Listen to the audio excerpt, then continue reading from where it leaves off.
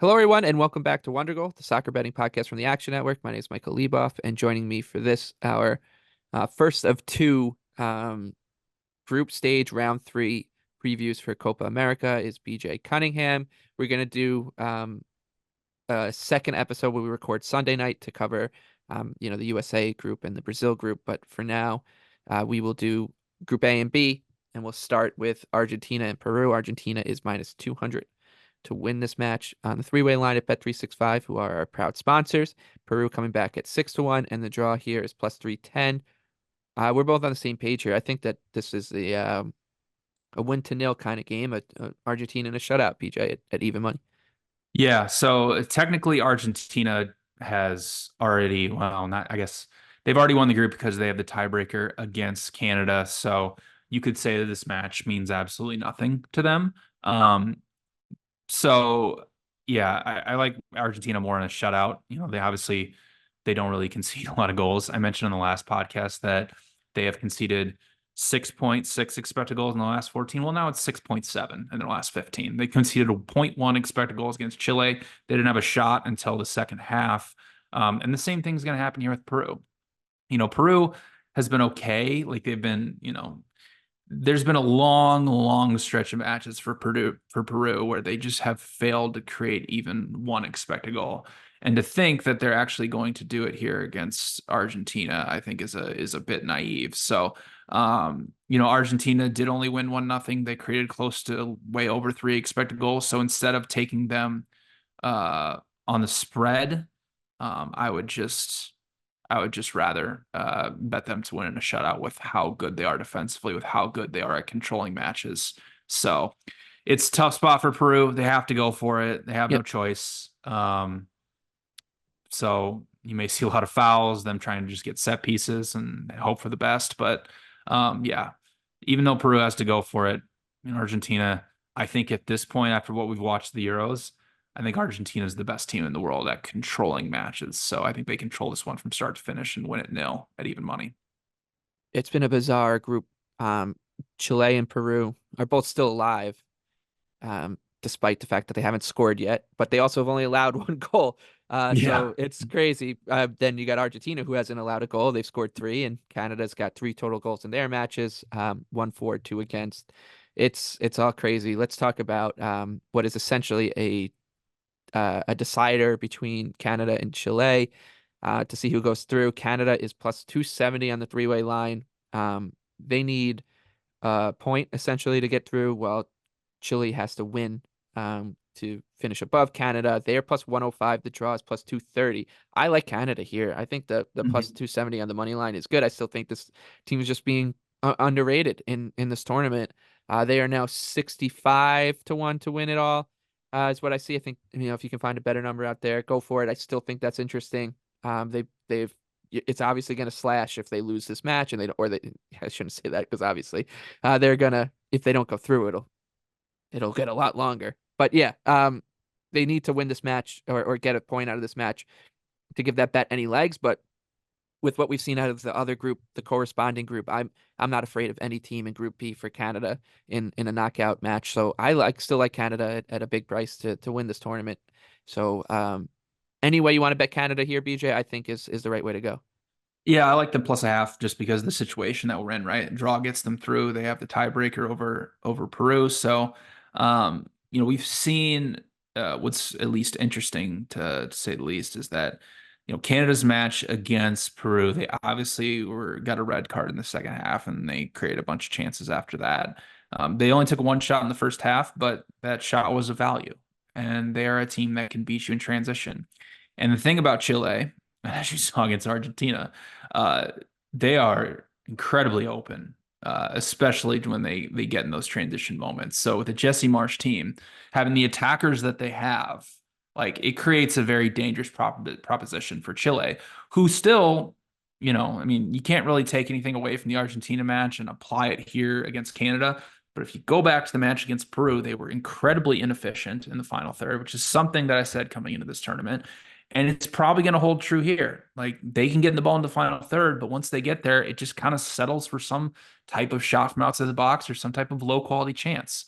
I mean, they have a 1.1 expected goals so far this tournament. So Um, that's what they created 1.1 per nine XG per 90 during the South American qualifiers. They're just not that great of an offense. It's an older team, especially an older core. So I like Canada plus a half. I think Chile, just given the situation, is overvalued. Yep.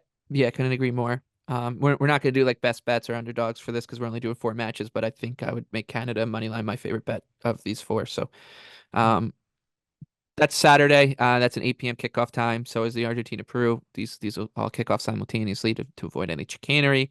Um, Sunday, June 30th, we have Jamaica and Venezuela. Another tough one for Jamaica, losing 1-0 to Mexico. They are plus 320 underdogs against Venezuela. They're at the foot of the table. I think technically they're still alive. They would have to really do something special, if I'm not mistaken, like win 7-0. But doesn't look good for them. Yeah. Venezuela's at the top of the group. They are on 3 goals for, one against, and they've got 6 points from 2 matches. So they look to be in good stead. We had identified them as the potential group winner before the tournament started, so that looks good for us. They are plus, like I said, Jamaica's plus 320, Venezuela odds on minus 110 on the three-way line, the plus 240 on the draw.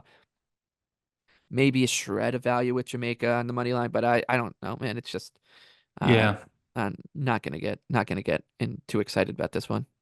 Yeah, I kind of like the over 2.5 at plus 130.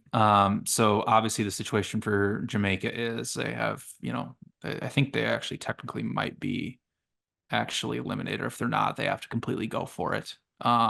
Which is not a good scenario for them to be in, right? Like they are better when they can sit deep in a 4-5-1 and defend in that. But this is something I said about Jamaica coming in the tournament, and it's kind of, held true a little bit, is that they are a team that has some names that you recognize, right? They are a team that has some talent comparatively to a Panama or a Costa Rica.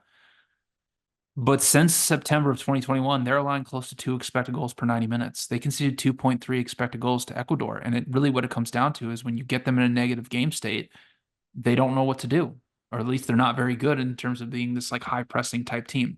Through 2 matches, they've conceded 42 shots. I know that a situation here for Venezuela is they can potentially they can win the group if they just get a draw here. So they might be playing out for that. But we've seen that they can be a good transition team as well. So I like over 2.5 at plus 130. I think Jamaica has to make this very high event, which is going to leave a lot of space in behind for Venezuela and create a very high scoring environment. Projected well over 2.5 goals here, closer to 2.6. So over 2.5 at plus 130 is good enough for me. Okay, and the other match in Group B is a decider between Mexico and Ecuador. Right now, Ecuador has a better goal difference, so a point for them gets them through. Mexico's got to win here to do it, and it's a straight pick 'em on the three-way line, basically. Mexico, uh, s- the slightest of underdogs, plus 175. Ecuador is plus 170. The draw plus 220. Um, I think Ecuador is. If I had to pick, I would go with Ecuador here. I I do think that the fact that they can, just see out a draw makes it a little tricky to back them on the money line. But I do think Mexico just has really failed to impress me in this tournament so far. So I I lean towards Ecuador. We'll see if I get there, but Yeah. I don't really want to bet Mexico here. Yeah. So Mexico was unlucky, to say the least, to get a result against Venezuela, created 2.4 expected goals, although they did have a penalty at the very end. We've had 37 shots so far for Mexico in this tournament, and they have accumulated 3.4 expected goals, so a little bit under zero point 0.1 xG per shot. So not bad. Like it hasn't been bad. They just, that first performance against Jamaica was just incredibly inefficient, and then this one was a little better, although they were aided by a penalty. Um, but this kind of sets up well for Ecuador, right? Like they're much better without the ball, playing more passively, looking to play in transition. Whereas if the onus being on Mexico with the attack that they have right now. Um, I'd maybe be looking at shot props for Mexico, if anything, given how, a lot of these shots too for Mexico are just coming from outside the box, right? So I wouldn't find any, I wouldn't try to get any like, shot on target props. If I would look at anything, I would look at shot props for Mexico, just given the situation that Ecuador is going to play more passively. They're going to concede possession to Mexico, and a lot of Mexico shots have just ended up from outside the box. So if anything, I'd place some Mexico shot props over. But yeah, I do project a little bit of value on Mexico, but they've just, you know, like you, I don't know if I can really get behind it. So I'd rather just take Mexico shots. Okay. That does it for this one. It's just it would be quick. We'll be back again recording Sunday night to do Group C and D, and then back for the quarterfinals. We've also recorded our Euro 2024 a round of 16 preview that should be hitting should have already hit your feeds. So the summer of soccer rolls on, and we're here for it. So for BJ, I'm Michael. For our producer Noah, we say thank you. To our sponsors, Bet365, we also say thank you for keeping the lights on, and we'll see you again next time.